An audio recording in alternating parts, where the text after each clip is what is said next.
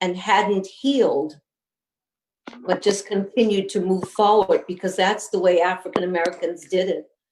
We didn't have time to feel sorry for ourselves. All right. So, does anyone have anything? Hey, Deb. Hey, Karen. How you guys doing? Hey, Moj. Hey, how are you? I'm doing great. It's great to see the gang here. All right. I think Ziba has one of these thingies that covers your camera, and then she doesn't have it fully open. I have something? No. You have one of these sliders that covers your camera. Oh, I wish it was that, so I could get rid of it. No, you're opening up. What has happened is some problems with my phone and computer. Hi. Hi, Deb. Okay. So I broke my phone. You broke your phone? I did. Oh. Yeah, it's kind of broken, but still. And then I burned my computer with a candle. Wow. And it's still, What? the candle was How does one burn a computer with a candle? I wonder what all these means. Oh, me too. I'm asking myself. That's hilarious. That is funny. Sorry, but that is pretty funny. Hey, William, how you doing? How's it going?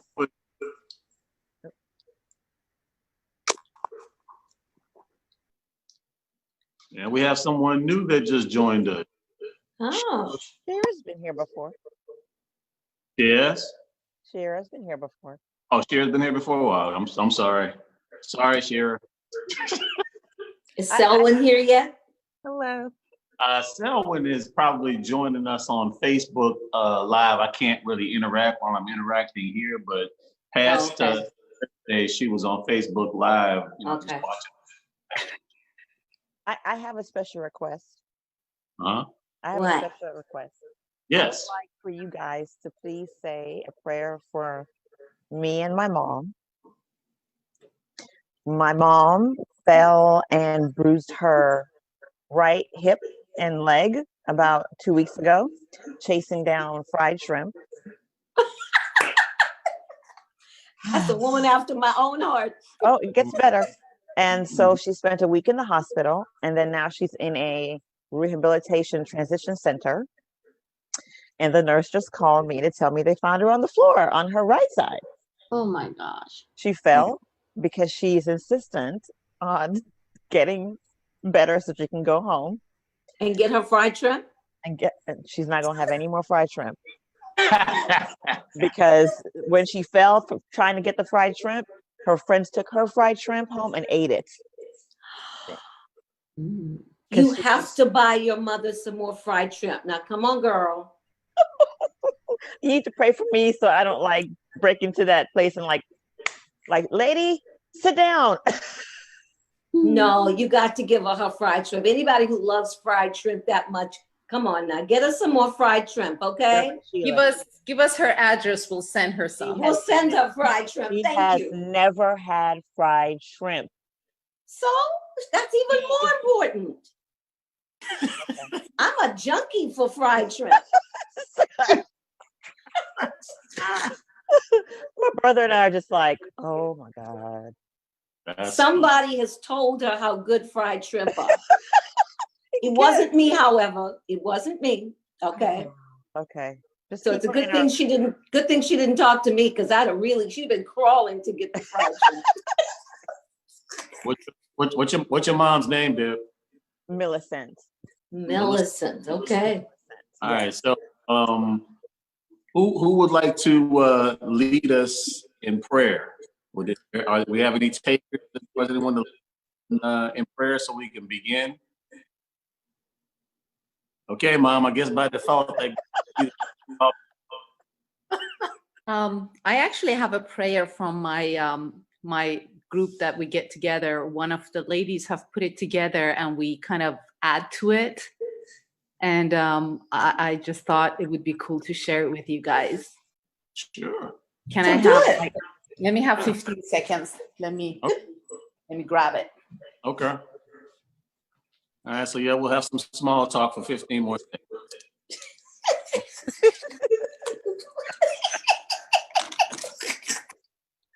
We have to have our small talk, Stephen. Right. We do have to have our small talk. So listen, by the way, does everybody know where anything outside of Mom, the hand raise function? Because I can actually see immediately when somebody I know Karen does.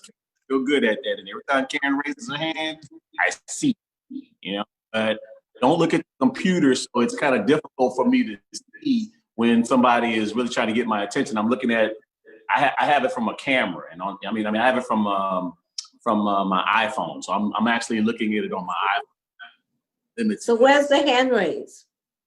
Don't you worry about it, Ma. I'll be looking for you. But William just raised his hand. He knows, and so so I can just basically lower the hand. As long as the hand is up, I know, even when I'm talking and stuff like that, because last Thursday I was just preaching up the storm. So I'm gonna like kind of lay back today, kind of chill. So if you guys know where the hand raise function is, I know where you are, and then I can just go to you. That'll be Mom. I'll just continue to keep an eye out on you. Okay.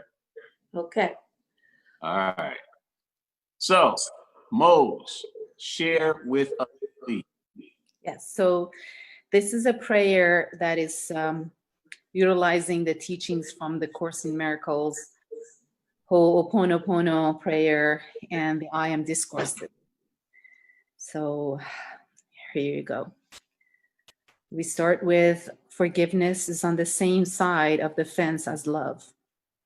Joining in divine union with everything allows us to experience the Christ mind. I am 100% responsible for everything I think, experience, hear, feel, and see.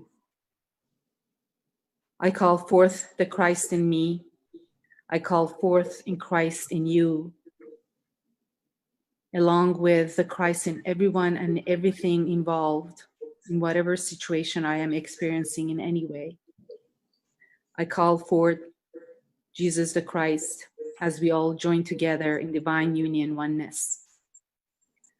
I call forth the law of forgiveness. I'm sorry, please forgive me. I love you, thank you. For I am innocent, I am free, I am forgiven, I am released, I am blessed, I am perfect, I am loved.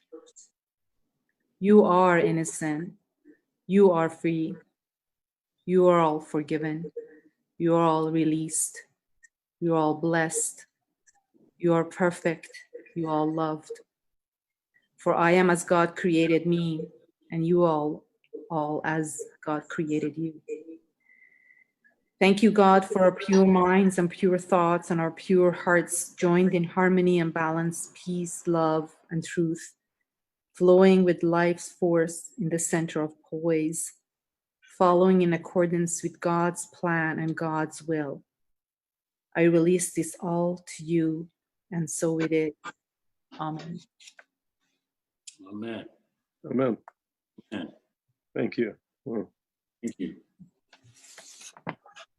So, Mom, I'm trying to unmute you because I have to mute you because there's an echo when you're unmuted. So, but it won't let me unmute you. I'm trying to unmute you and it's not letting me. So, can you press unmute, Mom?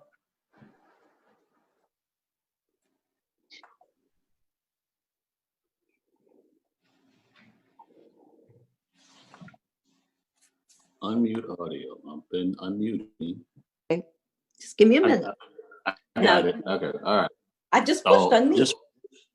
Okay, that's fine. So listen, when people are talking, Ma, I have to mute you. There's a nasty that happens, echoes all into the feed and everything else. Okay? So, you know, we think a couple of I'm going to keep an eye on you if you have something to say, but I have to keep it muted if somebody else is talking. Okay. All right. I'm Okay. fine. All right. So, but we still have a prayer. Tell me your mom's name again, Dad. Melissa. Millicent. Millicent. Millicent. Millicent. Millicent. All right. Let's pray for Millicent. So I would like to. And let me mute William. All right. So, Mom, would you like to do that? I'd love it. I'd All love right. it. And also give us a brief, like 2-minute meditation, 2 to 3-minute meditation as well, please. Yeah. Mm-hmm. All right. Thank you. Absolutely. Everybody, please mute yourself so we don't have any echo. Thank you, including myself. All right. Go ahead, Mom. So we begin this additional prayer time with a prayer for our beloved Millicent. And we hold in our hearts, our minds, and our spirits that she is whole and perfect as God created her, for she could not be otherwise. And what she has experienced is simply an illusion designed to give her an opportunity to remember who she is and whose she is. And so we surround her and infill her with the light of the Holy Spirit, with the infinite presence of pure healing, pure love, and pure compassion. We see her returning to her true self, her whole and perfect self as she was created. And we know that this unfolds in a powerful and timely and perfect way. And we hold this for her and her precious daughter. And so we are grateful to be together again.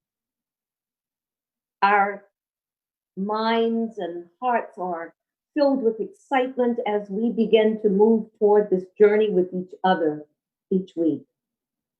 Because there is so much love here. There is so much caring and support and so much joy and fun that we can't wait to be together with each other, with you, beloved Holy Spirit, beloved presence, divine I am. And so tonight we surrender to this with joy. We know that there will be something that unfolds for each of us, for our lives, for our perfection at the level of mind, body, and spirit. And so we embrace the gifts pouring upon us individually and collectively. And so we take these feelings, thoughts, and ideas deeply into our hearts as we breathe in and out through the heart in the silence.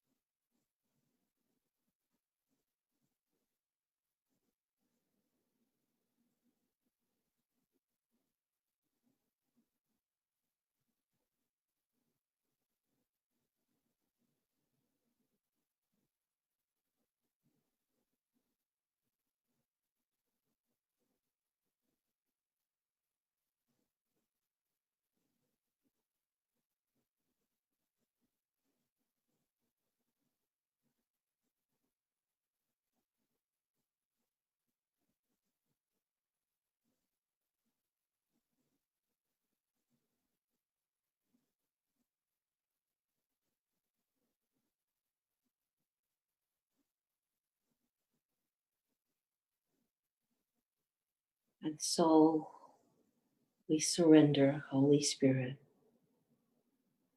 to your will and your way.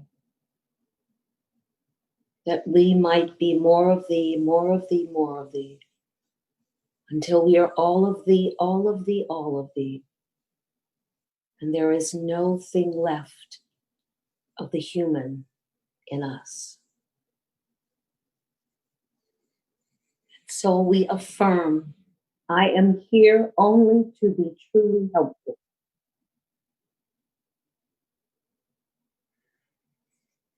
I am here to represent God who sent me.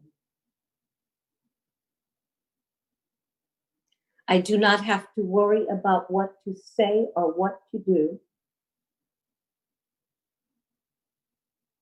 because God who sent me will direct me. I am content to be wherever God wishes, knowing God goes there with me. I will be healed as I let God teach me to heal. And so it is, and so it shall be, for it could not be otherwise. In the name and after the loving nature of our elder brother Wayshore and master teacher Jesus the Christ. And so it is. Amen. And amen. So, amen. So, thank you, Mother. Thank you, Moj. You're welcome. All right. So, now I believe Claudia was the first one on. So, Claudia, would you mind starting us off on 16, 7? What, did I say 17? 17. You mind starting us off on 17, please? Okay. Will you remember the Father? Accept his Son, and you will remember him. Nothing can demonstrate that his Son is unworthy, for nothing can prove that a lie is true. What you see of his Son through the eyes of the ego is a demonstration that his Son doesn't exist. Yet, where the Son is, the Father must be. Accept what God doesn't deny, and it will demonstrate its truth. The witnesses for God stand in his light, and behold what he created. Their silence is the sign that they have beheld God's Son, and in the presence of Christ, they need demonstrate nothing, for Christ speaks to them of himself and of his Father. They are silent because Christ speaks to them, and it is his words they speak. Okay. So, what do you get from that, Claudia?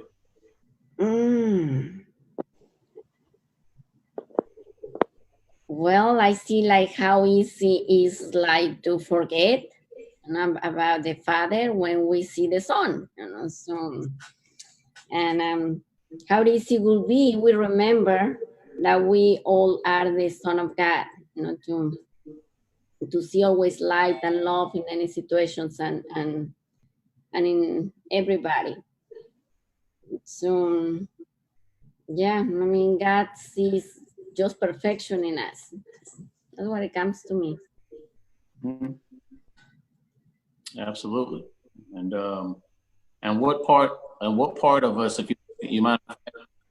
You cut off, Steven. I don't know if everybody listens okay, but for me, you cut off. I don't know, Yeah. a little bit. Hold on one second. Do you agree that it's cutting off? Yeah, all right. Raise your hand. Yeah. Can you hear me? Yeah, we can hear you. All right. So, what part of humans is the Father, and what part is the Son? If you don't mind me asking you that question. Well, I understand for the Father, kind of the Christ within. And then, well, at the same time, it's the same thing. Say back again. You're, Steve. you're absolutely correct. You're absolutely correct. It is the same thing. There is no difference, but in the dream, there is a difference. So, but You're still cutting off, Steven. You're still cutting off. Sorry. We don't hear you well. Okay. All right. Okay, so what? Let me log out and log back in. I'll be right back. Okay.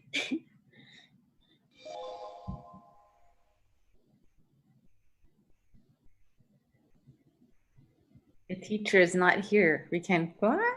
We can make a party, guys. Their silence is the sign that they have beheld so God's son. I love that part.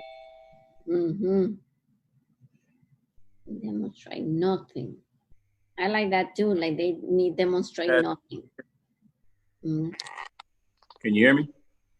We can hear you, so just keep talking and we will see if we hear you well or not. All right, we'll just have to work through it. So okay. It's better now. Yeah, we'll just have to work through it. So it is what it is. If we have problems with the sound, we just have problems with the sound. So sometimes it can just kind of get to be confusing. I was just kind of like asking a little question or whatever, but you get anything else from paragraph 17, Claudia? Well, yeah. I mean, I like that. You know, their silence is a sign that they have beheld God's son, and in the presence of Christ, they need demonstrate nothing. Look like your affirmations, Steve. Anything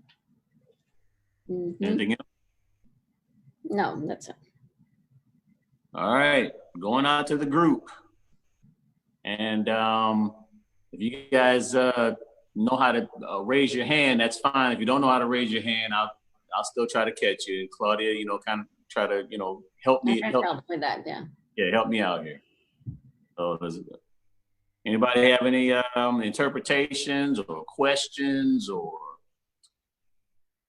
anything about paragraph 17? What does paragraph say through your eyes?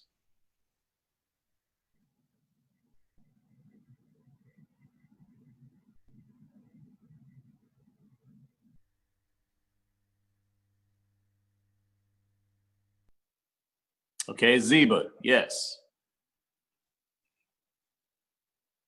I saw your hand raised, Zeba. Go ahead. You have to unmute yourself, though. I did unmute myself. All right. So the part that's number 5 says, accept what God does not deny, and it will demonstrate its truth. So what is that God does not deny? And when we accept that, it will demonstrate its truth. To me, it's the fact that we are the Son of God. We are one with God, with each other, and and that's what the ego does not want to accept. And once we accept that, then the truth of it will show. Absolutely. Absolutely. I'm so happy that you brought that up. Anything else out of that section, Zeba? No, I think that's it. Thank you. Absolutely. Yeah. Anybody else?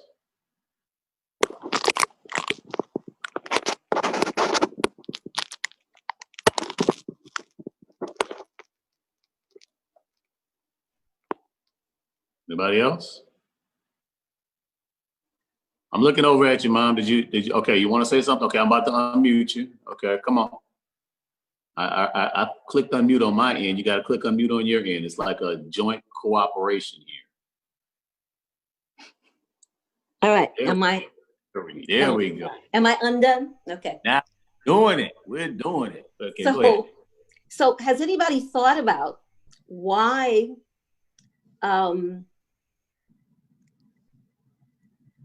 the ego doesn't accept the Son of God. Okay, that's a group question. Does anybody have any input since you're asking that question, Ma? Does anybody have any input, or what do you think, Ma? Why don't you offer your interpretation? Okay, I was just going to see what everybody else thought, because I already had my thought. But I believe that if the ego accepts the Son of God, then it no longer can delude itself in believing it is the Son of God. Okay. All right. Because the Son of God is made in God's image and has all of the powers and the attributes and so forth of God. And the ego likes to believe that it has all that. So it has to deny the Son of God. That's what I think. Anyway, that's it for me. That's an interesting concept. I have to meditate on it a little bit. You'd be surprised at all the stuff that I meditate on after Course in Miracles. I meditate on a lot of stuff. I have to meditate on that one. Yeah, definitely. Anybody else? Any interpretations? Any questions? My hand is up. Oh, I'm sorry. Go ahead. So I was going to say same thing, but maybe in other words.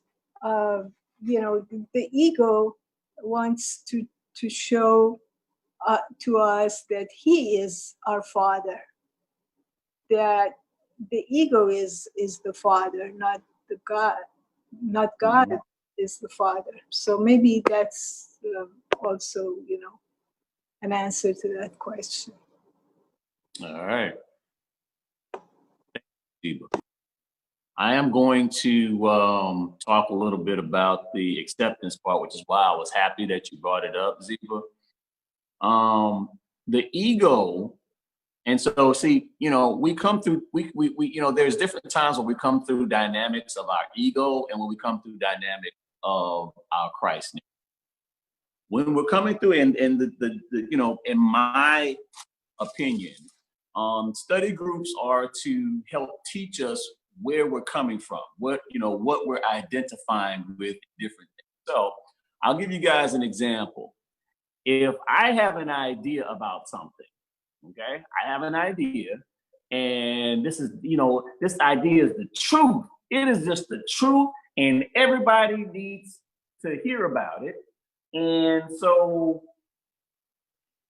when I come from a place that people are not resonating with my truth, and so now I'm trying to convince them of my truth, I'm coming from my ego.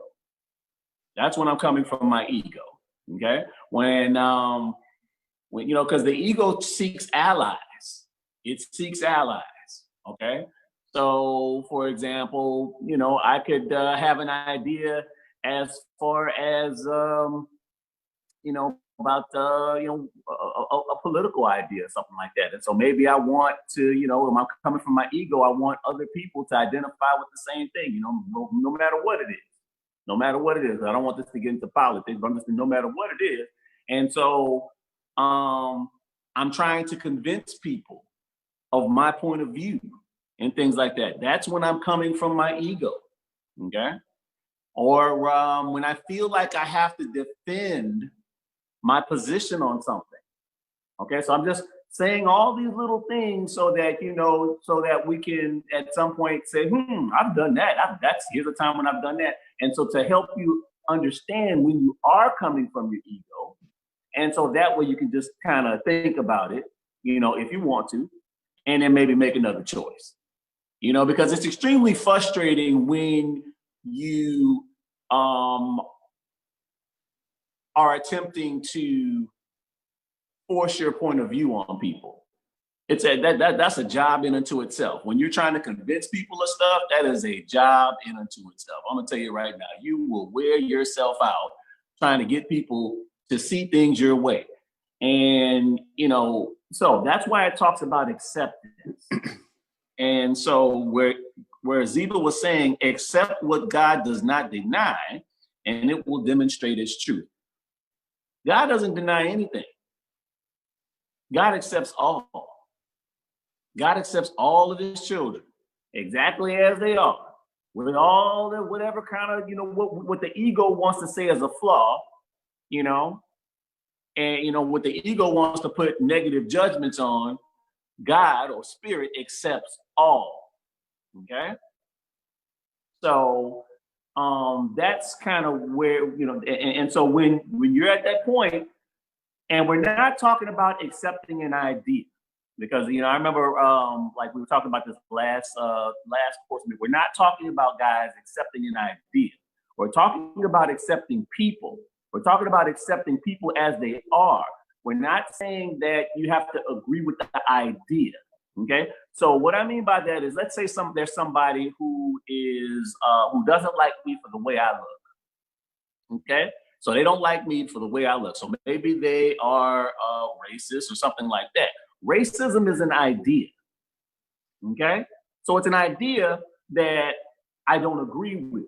I don't agree with racism. So I will do anything in my power to attempt to eradicate that idea. But the person who holds the idea, that's still my brother. That's just me with a different idea. That's all it is. That's just me who looks different and with a different idea. And that's all it is. That's all it is. It's the idea and not the person. And so the world is filled with people that have all these different ideas. And so A Course in Miracles is just trying to teach us that, hey, love your brother and sister exactly as they are. Doesn't mean that you have to agree with all of the things that they subscribe to. You may subscribe to some things that they don't agree with, And so that's what it's kind of teaching, or at least that's what I have gotten from it, as long as I've been reading A Course in Miracles. It's like you can reject the idea. You can reject the idea all day, okay? But the person who holds the idea, that is a child of God, just like you are. So, anyhow, anybody have any comments on that, or do we want to move on? Because it didn't seem like anybody wanted to talk anymore. Mom, do you have any comments on that, or do you want to elaborate on that, or is there anything else you want to say? Okay. Anybody else?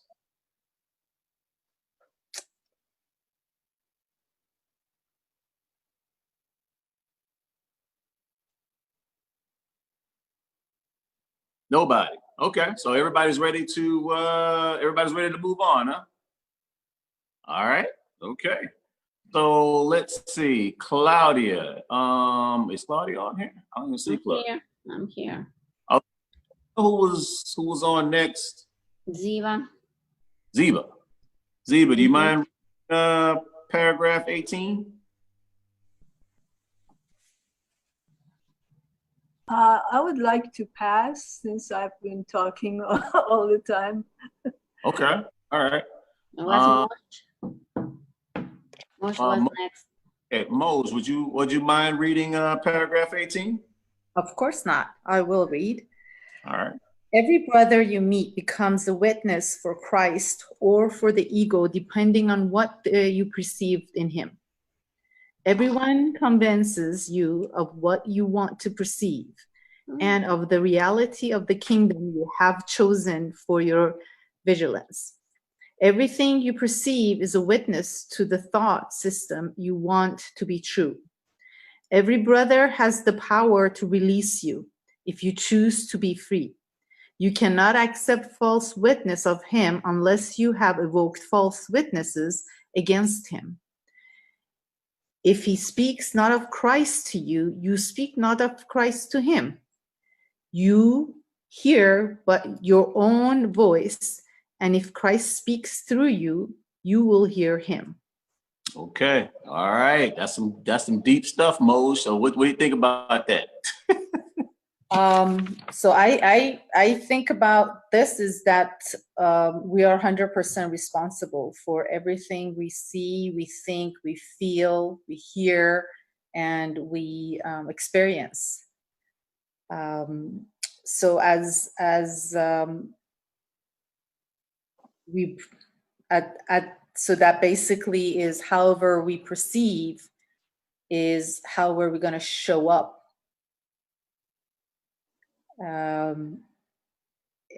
So however we perceive, it's that there is that within us, hence we perceive it that way. Because if something is not within us, we will have no clue what the heck is going on. Absolutely.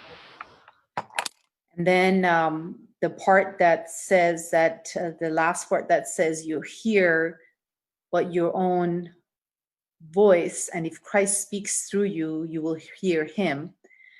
I would take this as, if the Christ speaks through me, I will hear the Christ through whoever, whatever the other person actually is, or showing up as, or have any kind of intention, no matter what the intention they have. If the Christ is speaking through me, I will hear the same him, capital H, from whoever is showing up in front of me. Mm-hmm. Absolutely. Anything else, Moj? I think just very quickly about what Sweet Sheila asked about the ego. I think that ego has forgotten, so it's stuck in duality, and it believes in healing, it believes in fighting, it believes in proving, whereas when we remember that we are one, when we remember that we are already home, when we remember that we are already perfect as we were created, as we are, then, you know, all these other shenanigans would be obsolete. I like how you put that, shenanigans. Yeah. Yeah. Just the remembering part that is the work. Mm-hmm. Absolutely. Absolutely. All right. So going out to the group. Thank you, Moj. Any additional interpretations of this? Now, what this paragraph is like Moj is saying, it's like an accountability thing. Yes, Zeba, go ahead. I'm listening, Zeba. Go ahead. Okay. Yeah. All right. So I like the first sentence very much, which says, every brother you meet becomes a witness for Christ or for the ego, depending on what you perceive in him. Mm-hmm. So, and goes on to say, you know, whatever that we see in our brothers or sisters, it can affect their reality in a way that, you know, if we see them as Christ, it can affect them in that way. And if we see them as the ego, it can actually push them in that direction, like keep them in the ego, so we can release our brothers or sisters, or we can imprison them by the way we think about them. And the effect of that also you know, comes back to ourselves, because we're one with them. If we see them as the ego or as the Christ, it is going to affect ourselves the same way. So Absolutely. this is huge. I mean, you know, it reminds me of my own thinking in the past, and hopefully not in the future, that I used to, you know, see people through the eyes of the ego, you know, seeing all their wrongdoings and making making those characteristics to define them. Like, you know, so it basically made me not see them as Christ, because I was just looking at what they were doing. And that is a huge mistake, because once I think that way, I can keep them in that situation, instead of helping them free themselves. And what else happens when you look at your brother like that? What else happens? It also affects me, like I said, you know, I will keep myself imprisoned. Absolutely. And therein lies the rub, you know, therein lies the rub. You know, that took me a while.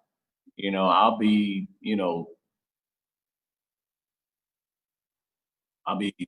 straightforward about that. That took me a while to really grasp totally that what I saw in other people, I was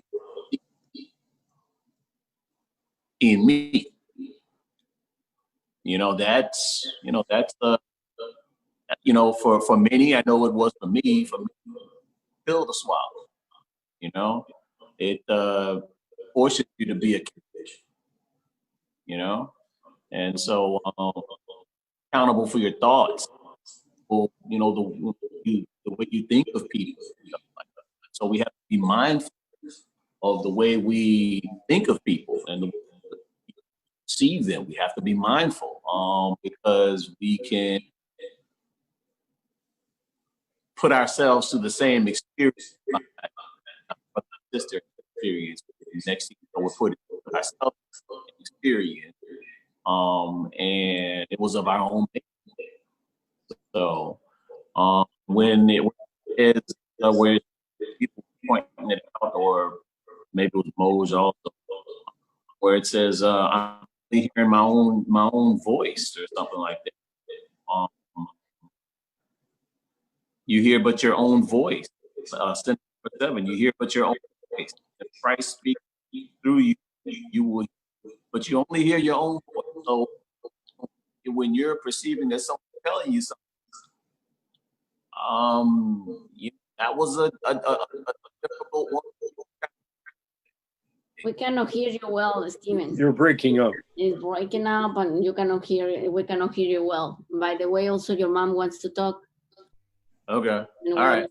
Yeah, and I want to really put something on the table. Okay. Please.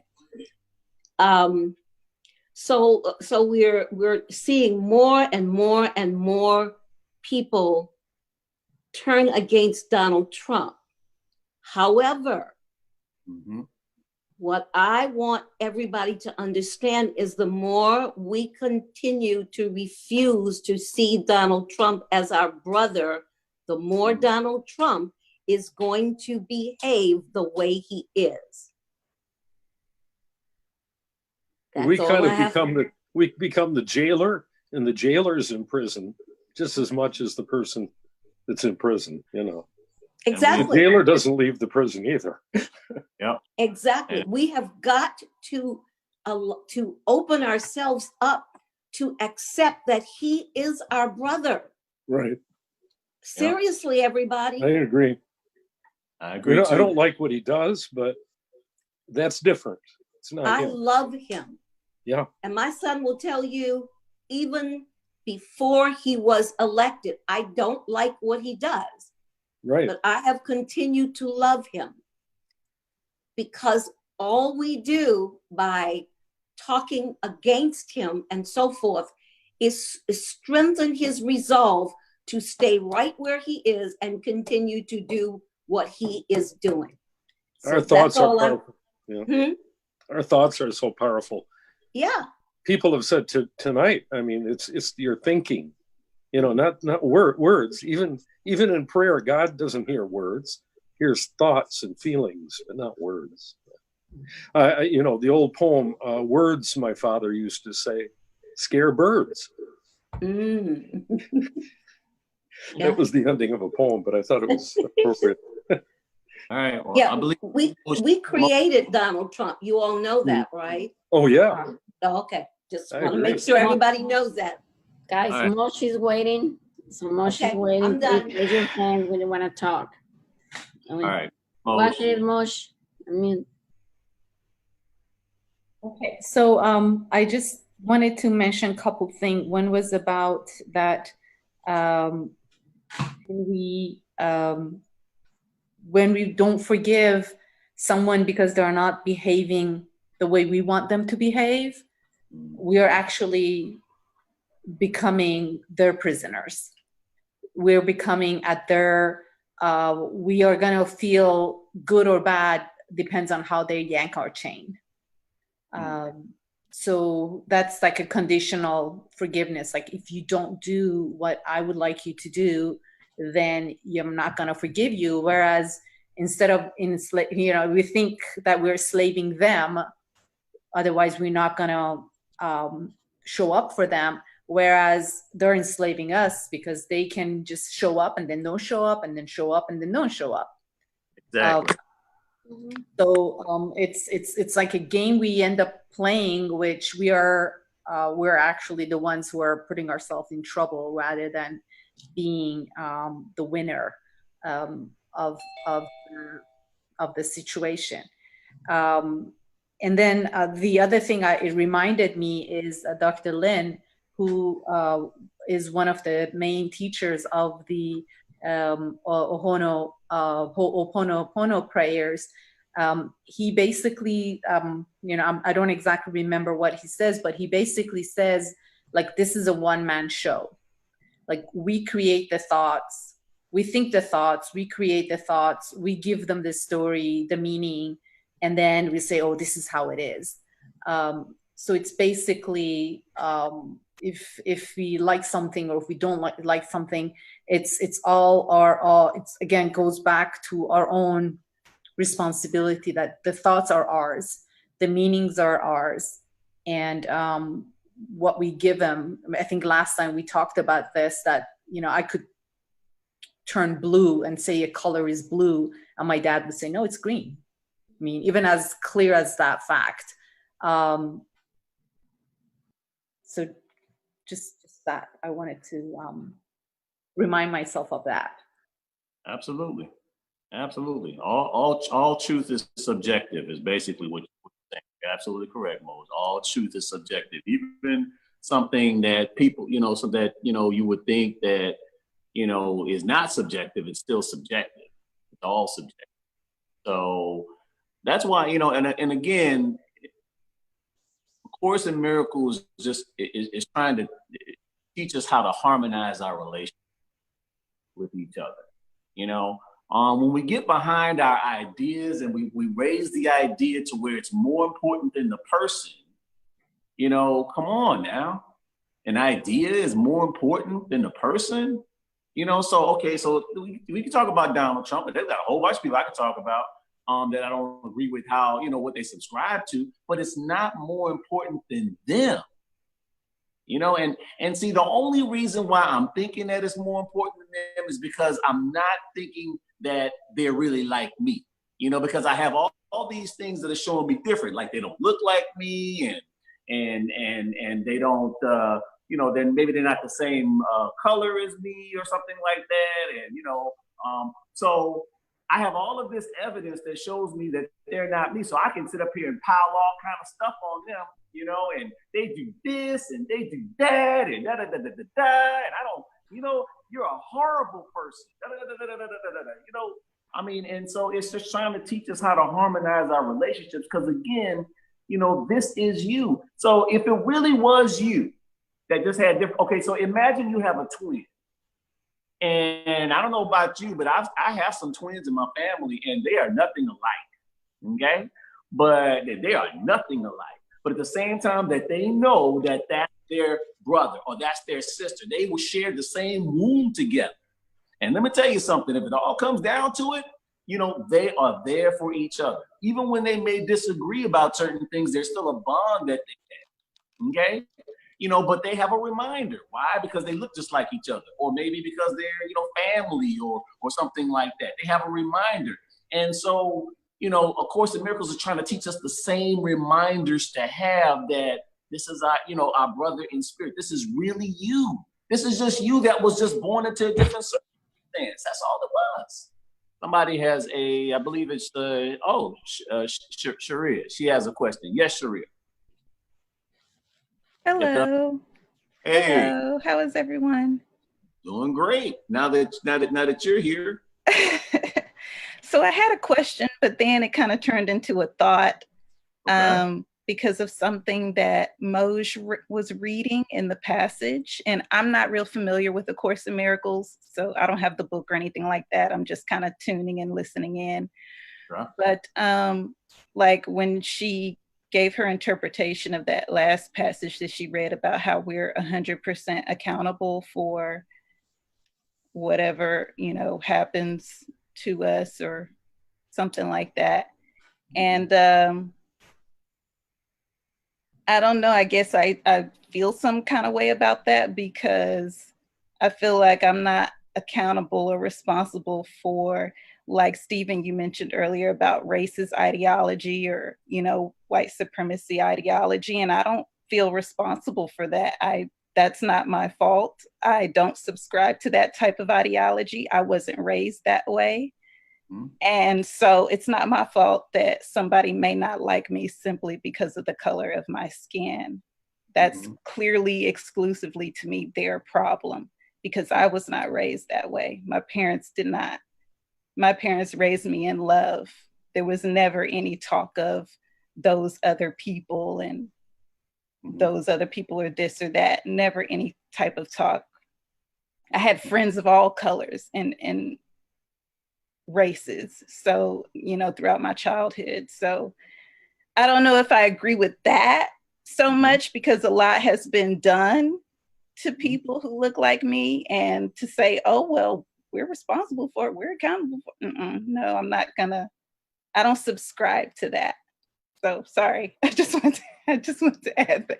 I don't really get that part. You know, I get like if there's specific actions, like say, okay, you go into a store and you steal something and then you get caught and go to jail, you get arrested. Okay, yeah, that is your fault.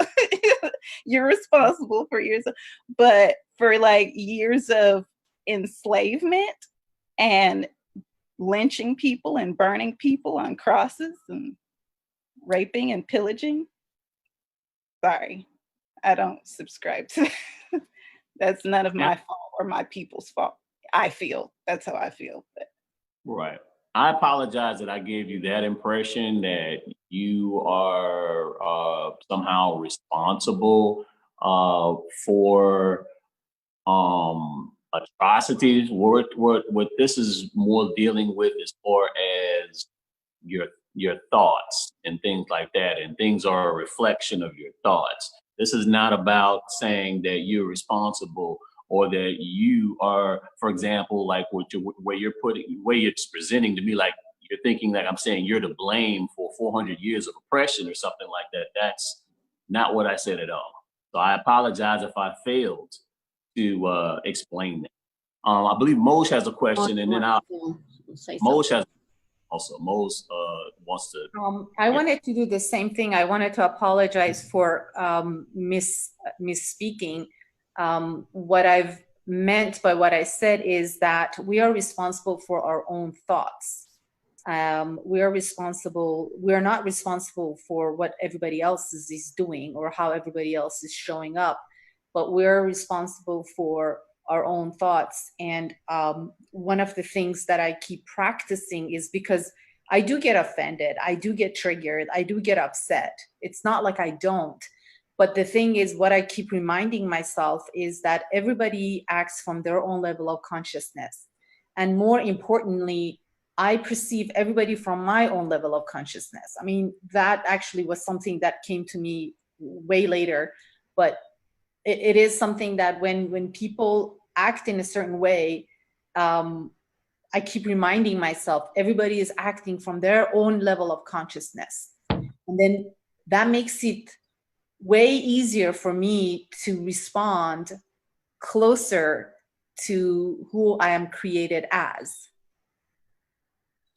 So that gives me more access to the true me in the way I show up in in front of that action.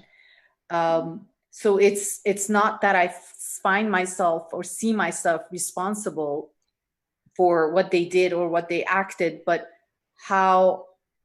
I'm responsible in seeing them as their ego, or I'm responsible for seeing them as the Christ they are, but their level of consciousness, they're not ready to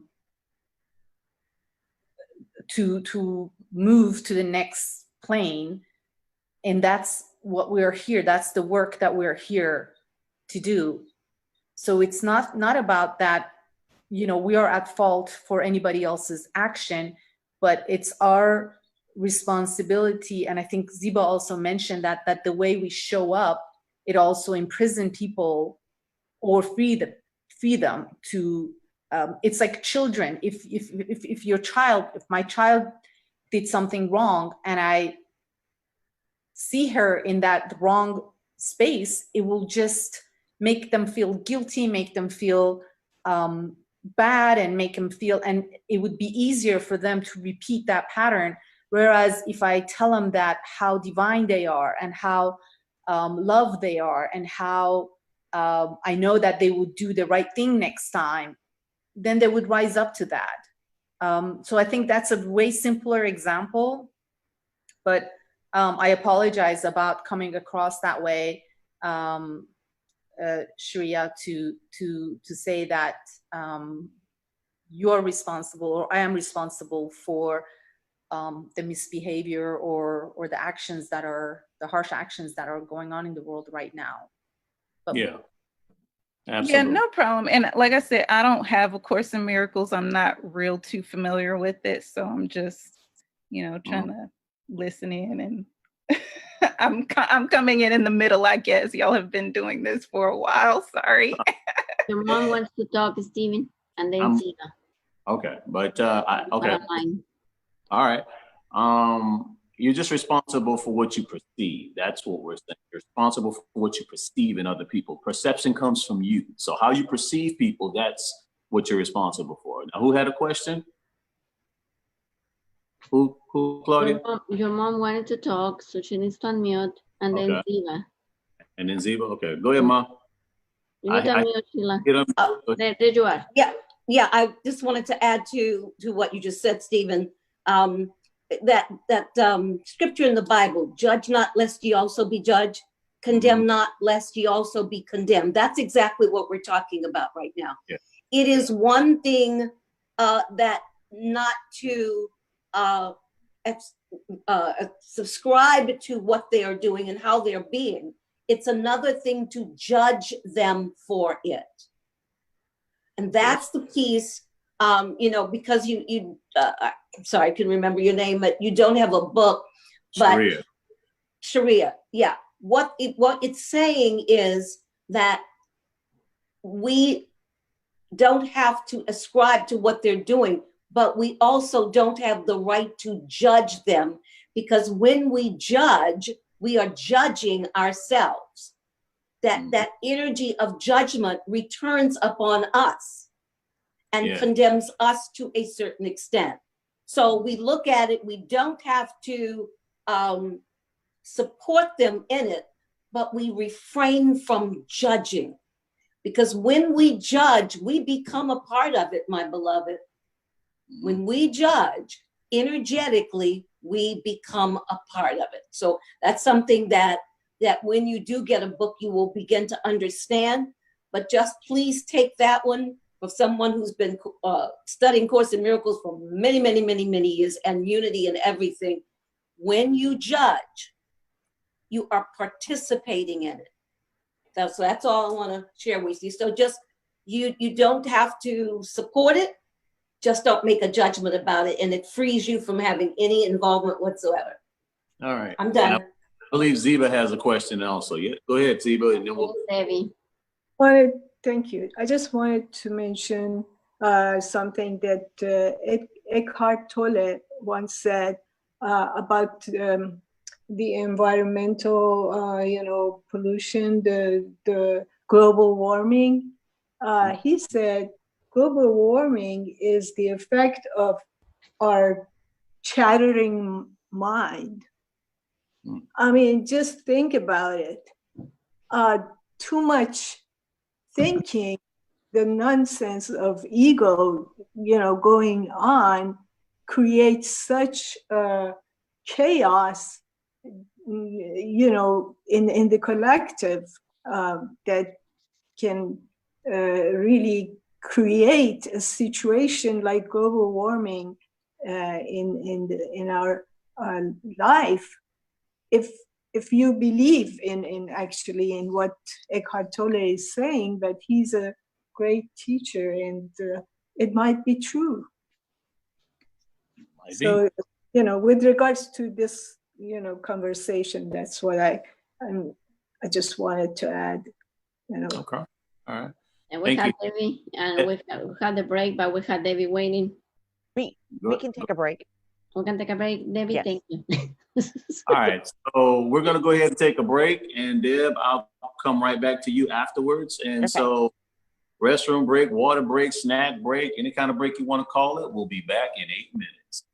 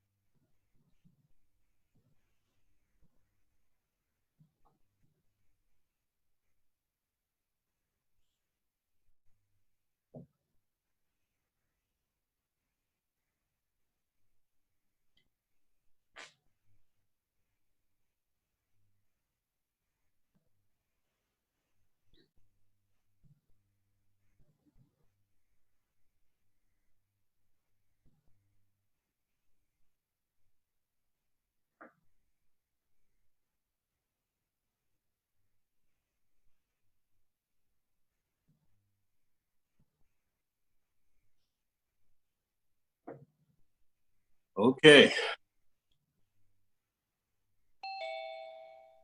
We need the bell. All right. That was a good first half.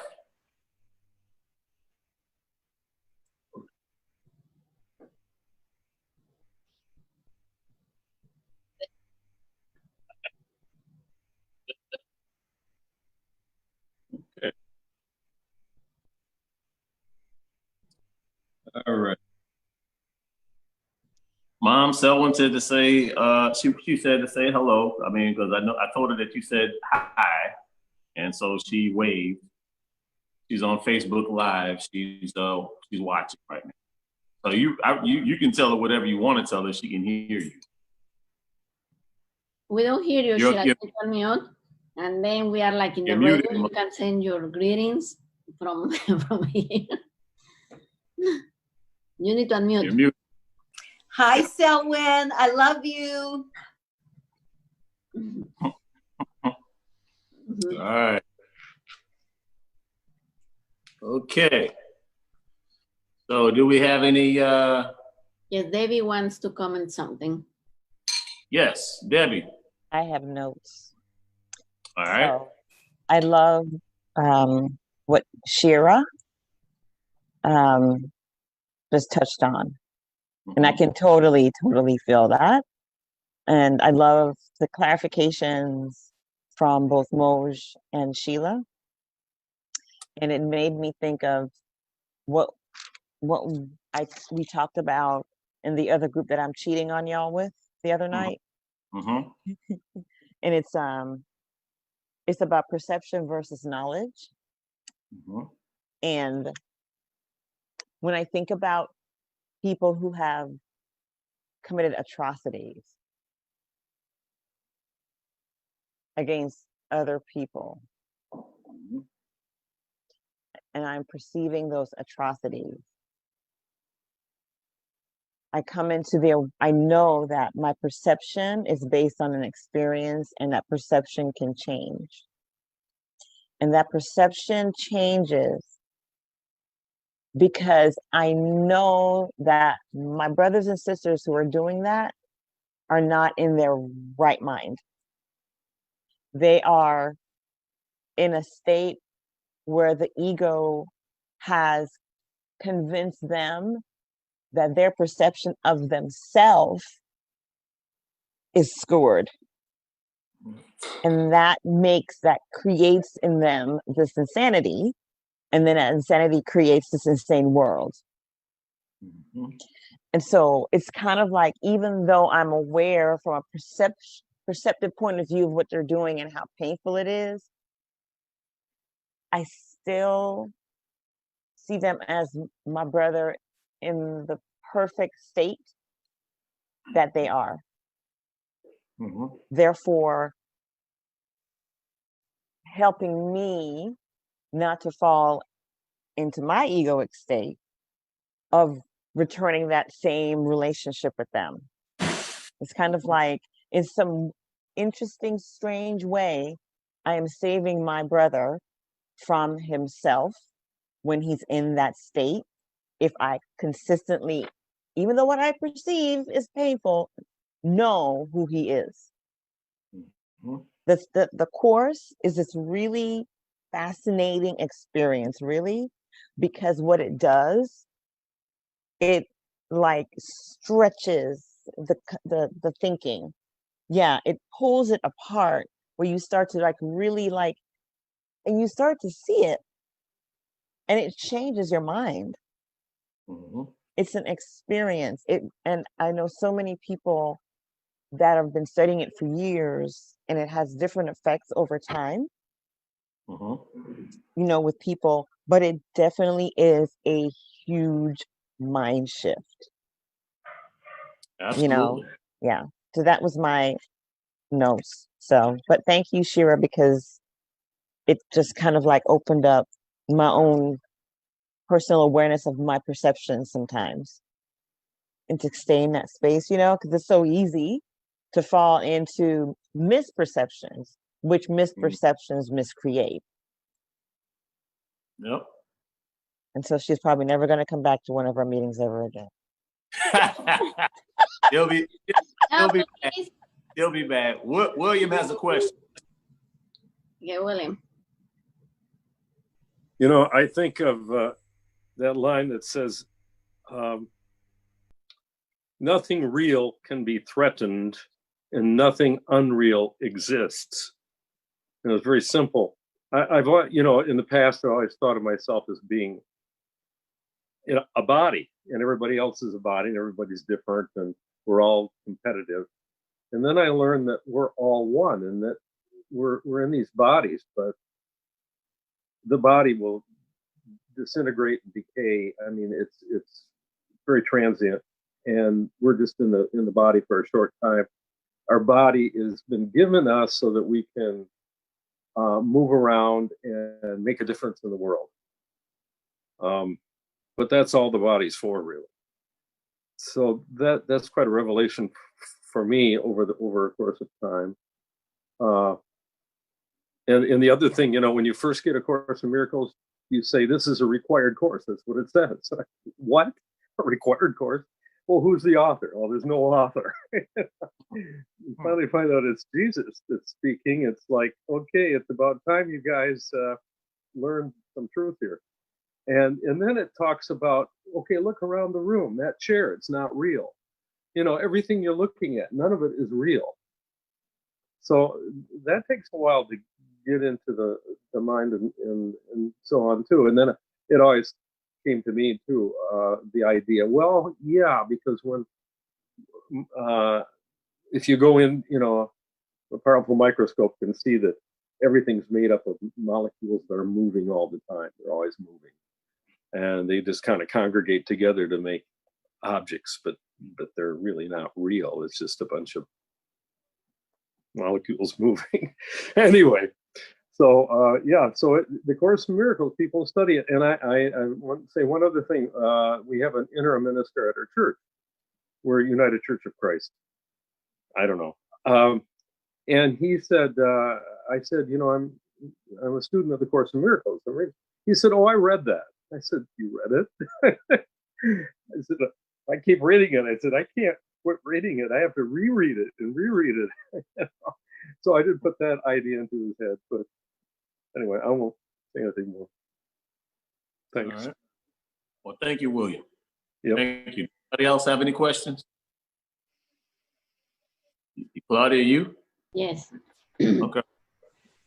Well, so I'm just thinking about what William was saying, you know, and Debs, you know, this is really a mental training, you know. So yeah, and at the beginning I start with exercises, so they didn't make sense to me when I tried like long time ago. So about the chair, you know, so how is that? You know, like, and I try and I just, you know, I just leave it for a while, you know, so it doesn't make sense.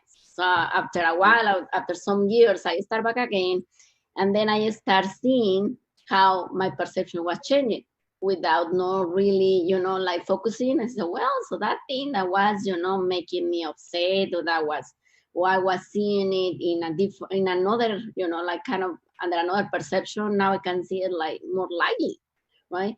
But yeah, the exercises and sometimes even the words on the course doesn't make sense. You know, sometimes we just have this, even these charges that, what is that? It's not true. All this conflict, but as Debbie was saying, yeah, so this is a lot of a stretching of the mind, but then you see that you can see more lovely, you know, and things like that. Yeah. So it is kind of confusing at the beginning, and sometimes we don't even want to read it back again, or we don't want to hear anything about it, but it's worth it. Yeah, that was just what I wanted to say. See if I want to talk. Just Ziba. Yeah, sorry, I'm talking too much, but I thought I better mention this. Recently, in the last decade or so, scientists actually came to understand that the way an experimenter thinks about the result of an experiment can actually affect the result that comes out of the experiment. Yeah. What the bleep do we know? It's just, was it there? Was it that? Oh, that was, okay. that was a different one Ziba talking about it, but go ahead. I thought it was newer than that. But it's just amazing and mind-blowing to me because, you know, now you see that matter, spirit affects matter. Spirit affects matter. Up to now, scientists were saying, you know, it's, you know, the matter is actually everything. And if there is spirit, then it is affected by the matter. And now they're seeing that actually spirit is way more important and more effective than the matter. All right. So this is with regards to the last paragraph that we read. I just mentioned that how our minds can affect other people. So Claudia, who is next on the reading list? Because we're going to go ahead and move on to the next section, which is Waking to Redemption. So Claudia, who's next? I think it was already Mosh. I think it was William. William? Debbie, did you read? No, okay, so then it's Debbie, sorry. It's Debbie, yeah. Yeah, sorry. Debbie, would you mind starting us off in this new? We're in a new section, you guys. We're in Waking to Redemption. So we finished Dynamics of the Ego. That was a long one. After a year, you know, it was a whole month. Yeah.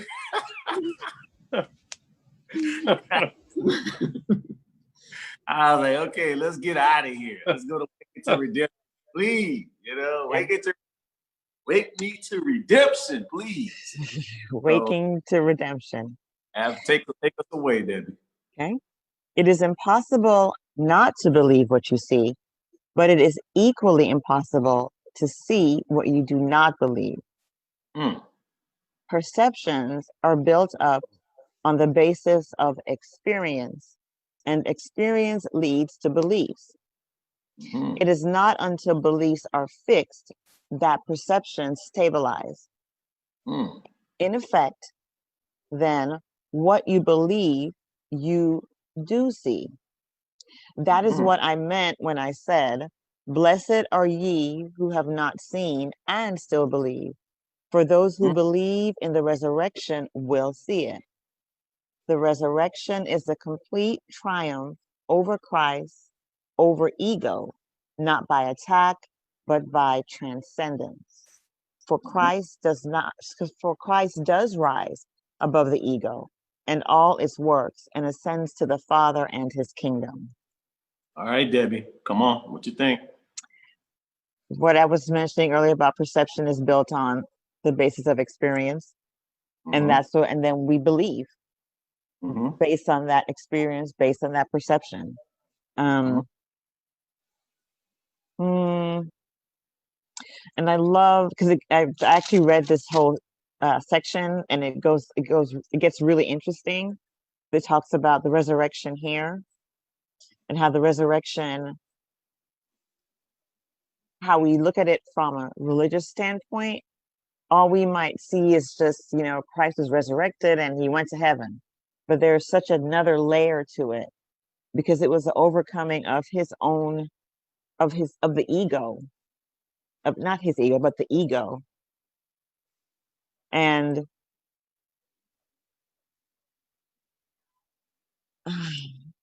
it's beautiful. Yes. It's much more than just going back to heaven. It was what he did is basically saying that we can do the same thing also. That we can transcend this fearful state that we have created and transcend completely and fully into the kingdom. If we're willing to be willing to be willing. That's what I picked off this bone. All right. Okay. All right. Anybody else want any meat on this bone? Going out to the group. Thank you, Debbie.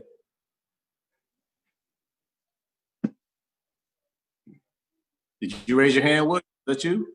Or were you? Okay. Anybody, any other takers?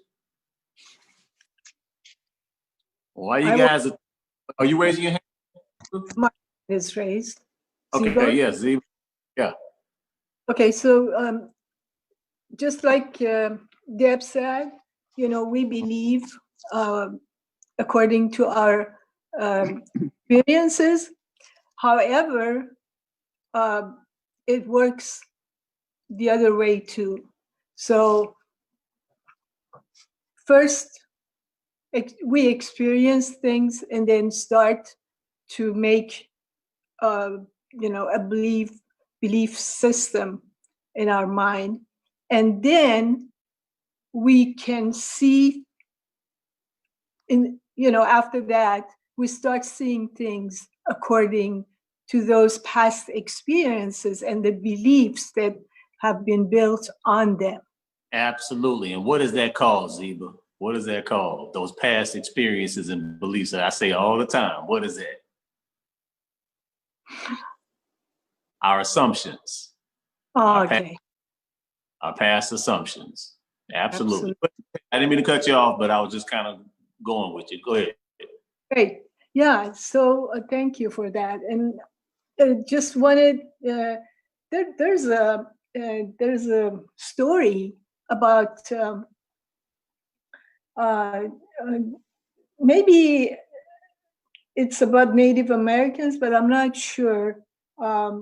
Some nationality or some, you know, ancient people, they were not able to see a ship that was coming. They were probably on an island or something like that near the water. And the first time a ship came to them closer, they would not see it. I remember that. Native Americans, yeah. Yeah. So someone who was a shaman, you know, who could see, had to tell them that, you know, something like this is coming towards us. Yeah, believe it. And they could not see it. Why? Because they had no idea prior to that of a ship.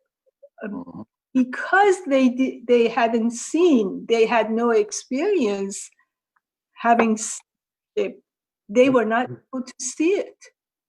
So you have to have the idea in your mind first so that you can actually experience the perception. And once, you know, you have the perception, then it works the other way too. Exactly. Thank you, Zeba. Good Absolutely. memory for that. Yeah, that's, well, I've forgotten that. You know, what Zeba's actually referring to, you guys, is a socially constructed reality. Okay, that is a number of assumptions that we collectively accept as true. Okay, so the Native Americans had never seen ships before. Neither did the shaman, and the shaman didn't actually see the ship. The shaman saw the waves, and the way the waves were crashing against the shore, it was indicative that there was something out there. Now, so then he began to focus out towards the sea, you know, because he knew that there was something there, but he wasn't seeing what it was. And so then that's when he was able to see. Now, what he actually did in mechanics, I'm just going to discuss the mechanics. This is what I say, our assumptions blind us to things. It is only when we're willing to look past our assumptions and have an open mind that we actually open our mind up to new information. What we do is when we learn things, we have past learned behavior. And so we have this way of seeing, but it's based on past learning. That's basically what Zeba was talking about. Okay, these are our assumptions, the things that we have understood and have accepted to be true. We've accepted them to be true in our mind. And so, but when we've accepted those things to be true, we're still not open to new information. So the new information is why we have to still have our minds open, like the shaman was. And when the shaman had an open mind, then he was able to, when he was willing to see something that, you know, he was willing to at least accept that there was something there that his eyes weren't showing him. That's when he was able to see the. And when he was able to do it based on social construction, which is the science, sociology of it's basically saying collective assumptions, things that we accept to be true. It becomes a part of our socially constructed reality. And so they were all able to see the ships after that. And then based on confirmation bias, you're able to see other things that confirmation bias is what keeps you seeing the things that you believe in, and it disregards the things that you don't believe in. Confirmation bias is what does that. That's another scientific term. So I believe Karen has a question. Yes, Karen. I just wanted to address a few issues here. And one is, I think there's a vast difference between judging a person and judging an action. And I could be wrong here, but I think it's perfectly okay to sometimes judge actions. If you're a parent, for example, and your child does something and you're trying to teach them the right way, you're not judging the child, but you can judge the action of the child in order to teach them. The second thing I wanted to say is on YouTube, there's a very interesting documentary. It's called Out of the Shadows. And it explains quite well how indoctrinated we are from, well, when we start tuning into TV and into the media. And it starts formulating and giving us information. And a lot of times we just accept what's given to us when we should be sitting back and analyzing and thinking and maybe doing research. But Out of the Shadows, it's very interesting because especially today, the way a lot of young people are growing up in front of the media, in front of TV sets, and this kind of thing. So it not only forms us as individuals and has that great impact, but also our society and influences that. And then there's something called cognitive dissonance. And that's when there is a truth or reality out there, but it goes so much against where we are in our present moment that it's very difficult for us to even consider it or perceive it or take it in or look at it with an open mind. So, and I guess I get a little confused with this course, and where I get confused is I understand what the ego is and that we should not live in ego, but live in the spirit. This I get very much. But sometimes, and correct me here in my thinking, because it's caused me great confusion, is that I think when we stand in spirit, then maybe there's a role that God has for each of us, and we have to find that role. But I get the impression, and this is where I could use some clarification, that I get the impression that if you stand in spirit, then nothing is required of you. You do not have to seek knowledge. You do not have to seek wisdom. And I find that confusing, because even in heaven, you have the battle in heaven between, say, the good angels and those that came to earth. So obviously I don't know, I take that as meaning that you have to stand for in light, in love, and in truth, and not only exemplify it in your life, but be really willing to stand for it. But with everything that I'm hearing in the course, I just kind of almost feel like, okay, you connect to your spirit, and that's all you've got to do. You're okay. Whatever happens in the world is okay. You don't have to partake of it. There's no requirements as long as you're in your spirit. And I guess I get very confused. So maybe somebody can help me with that. You see, I love you, Karen. I love your questions. I love when you ask these questions. Thank you. First You're off. welcome. Thank you. And whoever can help me. Well, I'll leave it out to the I'll leave that out to the group. You did have a lot of questions, so who would like a first shot at answering some of Karen's questions? Debbie, you say you? Okay, hold on. Go ahead. I'm listening to you. Moj had her hand up. Go ahead, Oh, Moj. sorry. Sorry. Go ahead. So in the root name of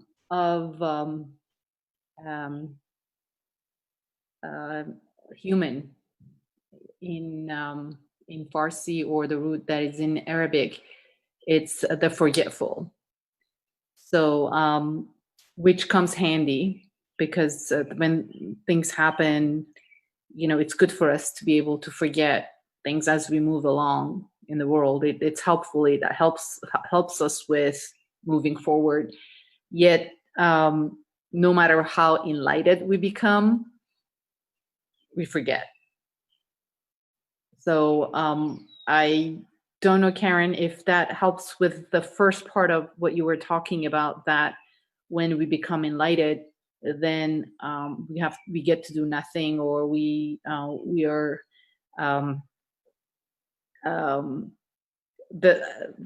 the thing is, like, nowadays, with us being more secluded, it's a lot easier to kind of do the work and say, oh, I got it.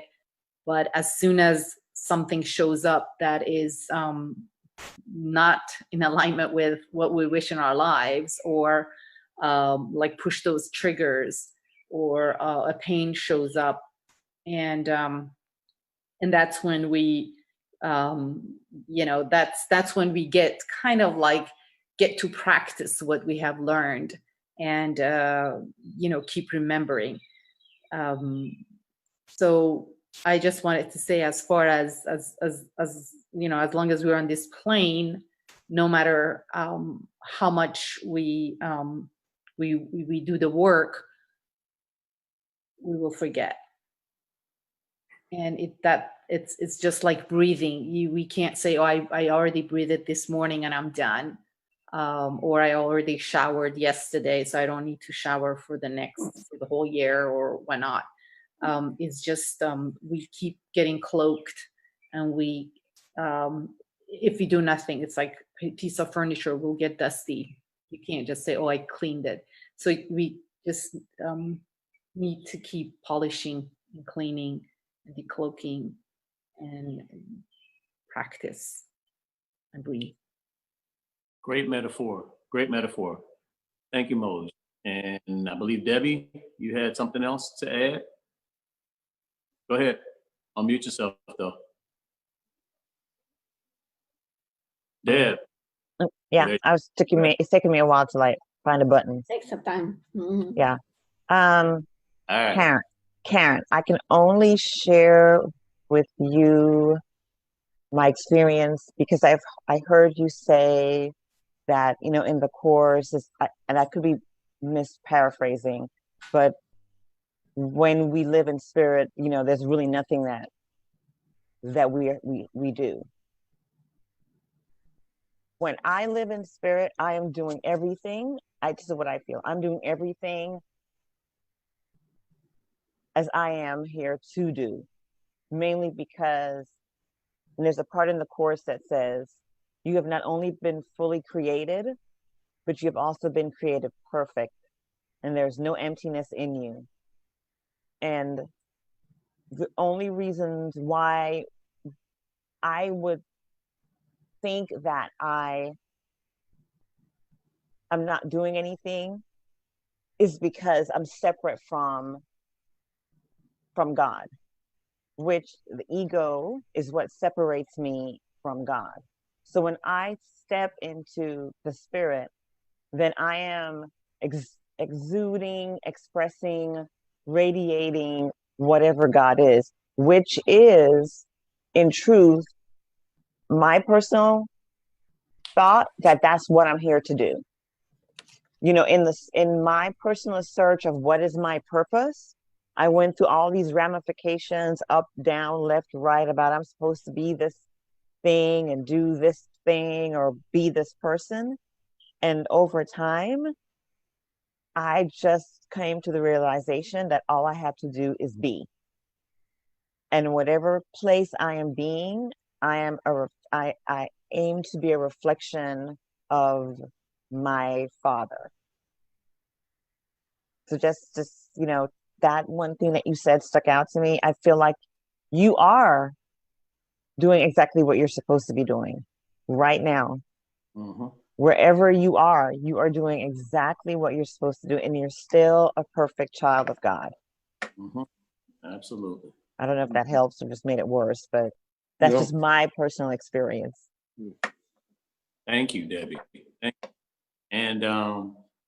And like, yeah, just like Moj and Debbie said, Moj talked about like a constant maintenance. Basically, it's just a constant type of maintenance, and so you know, it's a process. It's going to be a continual process. So, and Debbie, you know, is absolutely correct as well. It is, you know, wherever you are right now in consciousness, you're not missing out on anything, Karen, anything. Now, of course, in Miracles, you mentioned something else, and I'll address that. A Course in Miracles teaches that there's nothing that, you know, it teaches, it doesn't teach duality, okay? So it doesn't teach that that there's a power outside of God, because I believe you mentioned like a war in heaven, you know, down here. And A Course in Miracles just basically teaches that there's basically one power, you know, and that's basically God. So there's nothing outside of God. There's nothing that everything is God. There's no opposing factor of God. Everything is God.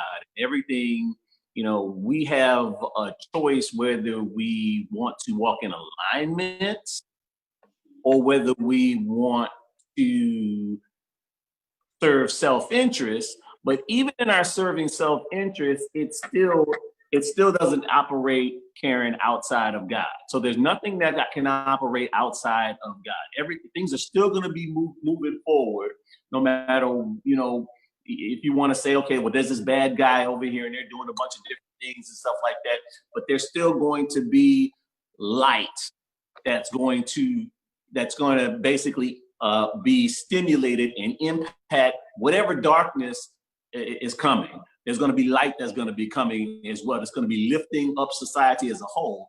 So there's nothing that operates outside of God. So even chaos serves a function in God's kingdom, is the point I'm trying to make. There is no power that's separate from God. So even the ego, even though we talk about the ego this, the ego that, the ego still has a role to play in God's kingdom, in God's plan. So the ego cannot operate outside of God. Just nothing can operate outside of God. There's but one presence and one power in the universe, and that's God. That's it. That's spirit. For those of us that, get a charge from the name God, we can say spirit. Same thing.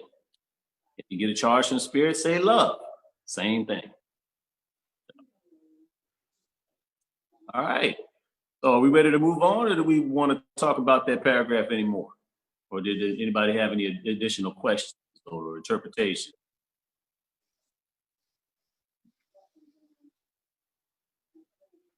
All right. So let's see. William, Claudia, who's next? Was it William? Yeah. Oh, okay, I thought so. William, you feel like reading that next paragraph? Okay. All right. Paragraph 2. All right. Would you join in the resurrection or the crucifixion? Would you condemn your brothers or free them? Would you transcend your prison and ascend to the Father? These questions are all the same and are answered together. There has been much confusion about what perception means because the word is used both for awareness and for the interpretation of awareness. Yet you cannot be aware without interpretation. For what you perceive is your interpretation. Okay. All right. So, William, what do you think about that? It's interesting. I don't remember reading this section. I know I've read it because I've underlined some things following it. But yeah, so what do I want to say about it? It says, the resurrection and crucifixion, those the same thing, the question. I'm not sure. Okay. All right. And that's fine. Does anybody would you want condemn your brothers or free them?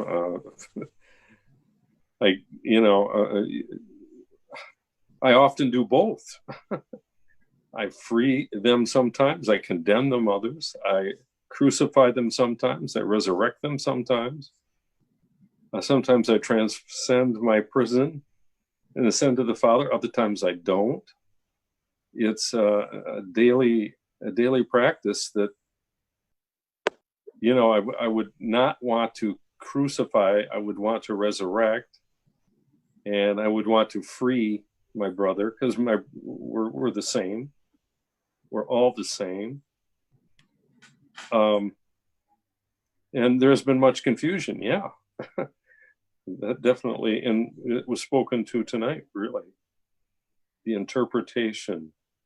I like the last sentence. Yet you cannot be aware without interpretation, for what you perceive is your interpretation. What does that say to you, William? Yeah, what I perceive, and my perception is, thinking of a synonym for that, or an idea that would go with it. If I perceive that all people are my brothers across the world, and that we're all sons of God, we're all collectively a son of God, not individual, but all one, then that means that would be my interpretation of sons of God and of us as people. Okay. All right. And I believe Moj said something, a couple of paragraphs, I believe it was in the beginning of. You did, yeah. Yeah, she was saying that, you can't perceive what you don't know, is what she said. And so that was beautiful right there, because basically what she was saying, and correct me if that's not, if I'm just paraphrasing Mose, and I hope you don't mind. But if you don't know it, you can't perceive it. Or if it's not in you, you can't perceive it. Okay? So you can only perceive what is in you as well. Now, you may not want it, what you're perceiving. It could be something that's complementary that you would actually like to perceive, or it could be something that's not. It could be something that you definitely don't want to have anything to do with you.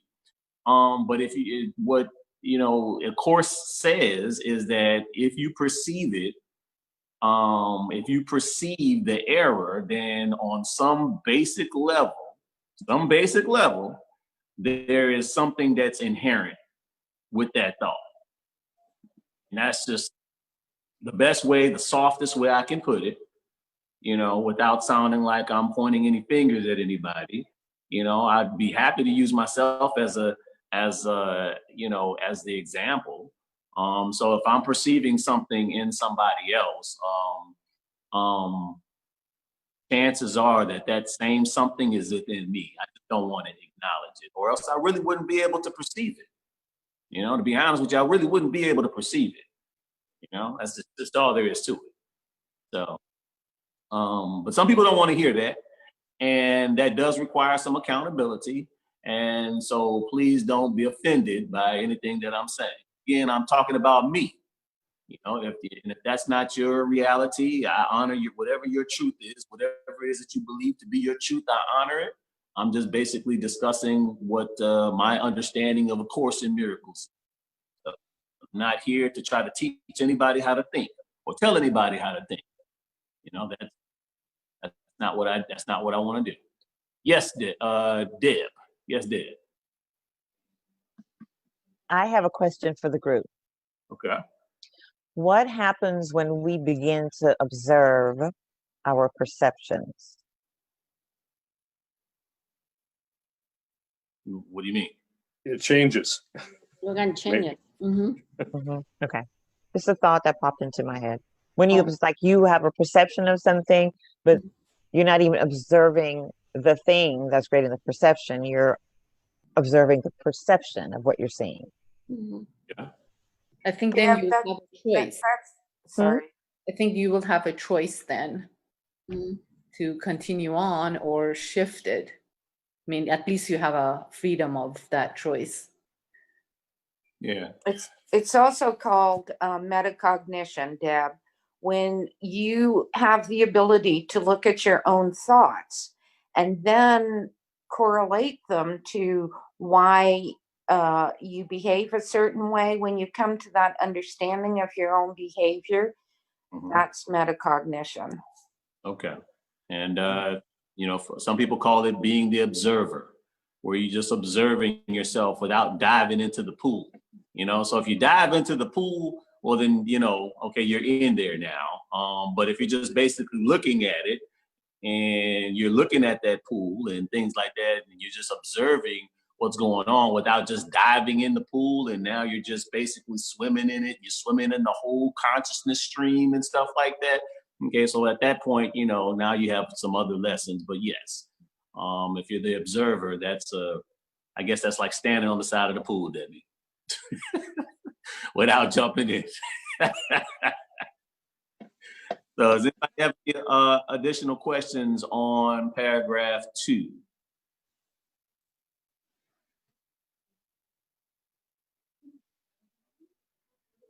Nobody? All right. Well, looks like we got a little bit more time.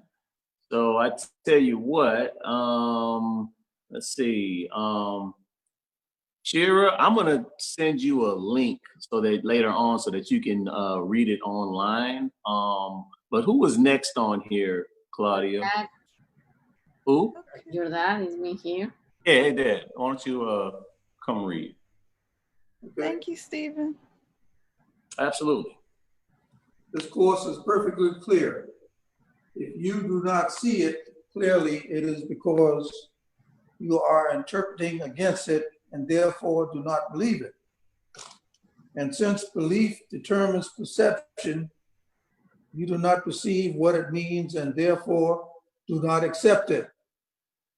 Yet different experiences lead to different beliefs and with them different perceptions. For perceptions are learned with beliefs and experience does teach. I am leading you to a new kind of experience that you will become less and less willing to deny. Learning of Christ is easy, for to perceive with him involves no strain at all. His perceptions are your natural awareness, and it is only the distortions you introduce that tire you. Let the Christ in you interpret for you, and do not try to limit what you see by narrow little beliefs that are unworthy of God's Son. For until Christ comes into his own, the Son of God will see himself as fatherless. Okay. All right. So, Dad, what do you think about that? Yeah. As it says in the second sentence here, if you do not clearly, you don't see it clearly because you are interpreting against it, therefore you do not believe it.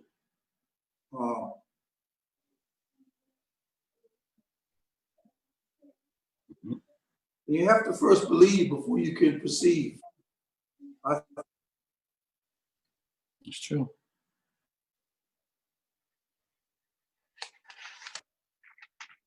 Absolutely. Anything else?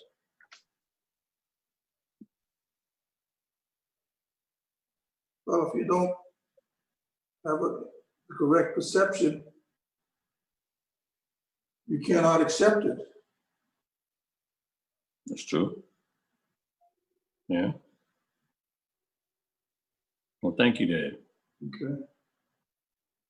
All right, going out to the group. We got a little time, a lot of meat on this, a lot of meat on here. Who wants it? Saying the same old thing, different ways. I'll take it if I can. Go ahead, Karen, I'm listening. All right. So we come from our past experience. That's where we are. Our past perceptions have been formed. But as we live and have more experience, then we are taught from our experiences. And that was a powerful line to let Christ in. But the line that I liked best is narrow beliefs are unworthy. And to Mo, I want to say that the word Homo sapiens, by the way, means man the wise. So that's kind of interesting that we should be wise and that this says narrow beliefs are unworthy. All right. Well, thank you. Thank you, Karen. And I appreciate you pitching in and offering interpretation. I like that. Thank you, Karen.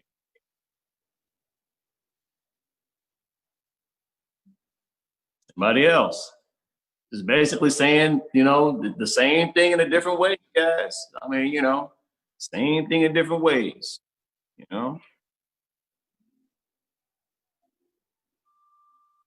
Yeah, if I may say something, this is Eva.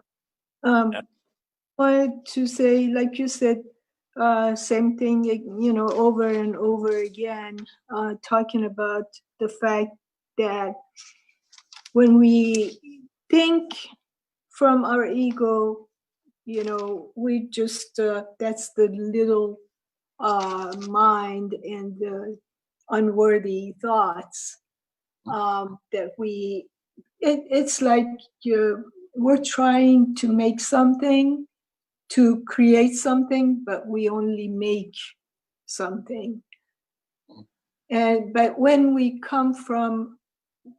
let it to be interpreted with Christ, when we give our thoughts to Christ and try to follow or listen to Christ, then we can rise above that little nest and little thought system. And that's when we come to our own reality, and then we can see our Father, and we can see ourselves, our reality. So it's basically, the part that says his perceptions are your natural awareness, and it's only the distortions you introduce that tire you. So, naturally, we're fine. We're thinking with the Christ, and everything is fine. We just distort. We introduce distortions to Christ's mind, and that's how we tire ourselves. Absolutely. Thank you, Ziba. And those distortions are judgments, non-acceptance, even perceiving people in certain ways, as far as attributing, the behavior to the person and things like that. Again, we all make mistakes. Okay, so this is not about being perfect. This is not about walking and talking and being like some little robots and stuff like that. We're gonna make little mistakes and stuff here and there, and it's great if we're not judging ourselves for them. Okay, and just like we shouldn't judge ourselves for them, and really, that's what I always talk about. Just work on yourself first. Work on your perceptions of yourself first. Because chances are, if you're having difficulty perceiving your brother or sister or your neighbor in a certain light, maybe there's some challenges. And I say maybe because I don't want to offend anybody. Maybe there's some challenges that you have in some of your self-perception. Because as within, so without. So with that being said, we're going to go ahead and close out. And so who would like to pray us out?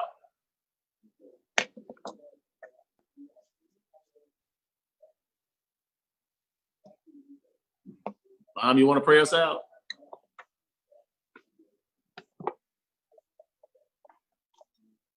You're muted, I clicked unmute, so you got to do it. I will if nobody else wants to. I usually do it all the time. So you're great. We appreciate you so much.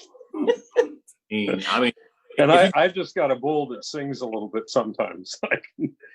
I'll pray us out if you want to take a break. You don't want to. I'll pray us out. I don't mind you praying though. The great Reverend. I'll pray us out. Mm-hmm. Okay. All right, we got great Reverend Sheila. Good. All right.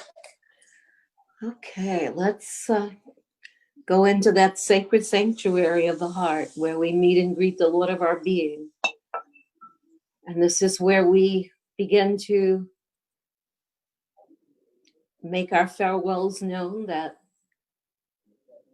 we leave this time, this place, knowing that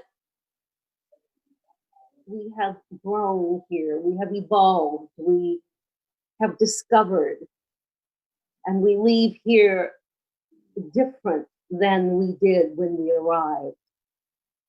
We have discovered things, we have realized things, and we have communicated with each other and joined together in our oneness. And so we're grateful. We are so grateful for this Course in Miracles group. All of these master teachers coming together every week to share in their brilliance. So we thank you, Holy Spirit, from the depths of our being, for teaching us so that we can teach. We thank you for your inspirations, that we may move forward in a way that brings power and peace and love and joy and compassion to others and to the entire world. And even as we go through challenges in this world today, we know that it is all perfect because you have not left us comfortless, Holy Spirit. So we know that we can go forward, and we can take all that we have gathered here and sprinkle it upon the rich surfaces of the earth, that it may grow and sprout and unfold powerfully for the healing of us individually and collectively and for the world. And we are so grateful, so grateful, so grateful. In the name and after the loving nature of our elder brother, way shower, and master teacher, Jesus Christ, we say together, amen. Amen. And women. Amen. Amen. All right. So great session. Aaron, thank you for all your questions. Zeba, thank you for all your contributions. Deb, Mo, so much. I appreciate you, William. I appreciate you too, Mom. I appreciate you, of course, with your insights and your prayers. Thank you. So I thank you all. Yeah, right. thank you for Thank you. all of you joining the group. Shariah, thank you. Shariah, yeah, I'm sorry I didn't mean. Yeah, Shariah, thank you so much. And Shariah, let me. Does anybody have Shariah's number? Because I want to. I don't have the. You do? I have to stand up for my friend because she's a princess of power. Okay. And her name is Shira. Oh, Shira. Okay. Shira. Okay. Shira, Good. princess of power. All right. Thank you, Deb. Thank you. I was going to. I'm glad you went ahead and did Yeah, it. Shira. Shira. So Yes, like Shira, princess of power. Yes. Mhm. I'm a very powerful individual. A very Yes, you powerful are. being. Yeah, all of you are very powerful, and it's great. So Deb, I'm gonna text you, Deb, and Okay. I'm gonna text that the link, and if you could forward that to Shira, appreciate it. So that way she can just familiar. And Shira, if you have any questions, just let me know, okay? Thank you, Stephen. Not a problem. Not a problem. I got you covered. All Bye, right. everybody. I love you. Love you too. too. I love you. Thank you. Thank All right. you. Bye-bye. Bye-bye. Thanks, Stephen. All right. Good night. Bye. Night. Right. Bye, Claudia. Bye. Thank you. Bye, Zeba. All right. Bye, Love Zeba. you. See you Saturday, Zeba. See Bye. All right.